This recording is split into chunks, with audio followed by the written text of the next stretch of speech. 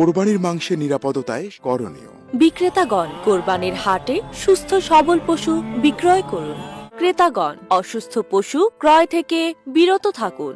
অসুস্থ পশুর লক্ষণসমূহ: পশুর চামড়া, মুখে বা খুরে ক্ষত অথবা চর্মরোগের উপস্থিতি, মুখ ও নাক থেকে অনবরত লালা ঝরা, ডায়রিয়া বা রক্তযুক্ত গোবর ইত্যাদি পর্যবেক্ষণ করুন। পশু জবাইয়ের সময় পরিষ্কার জীবাণুমুক্ত ছুরি, দা, বটি ও পাত্র ব্যবহার করুন এবং মাংস যেন মাটি, ধুলাবালি বা অন্যান্য আবর্জনার সংস্পর্শে না আসে সেদিকে লক্ষ্য রাখুন।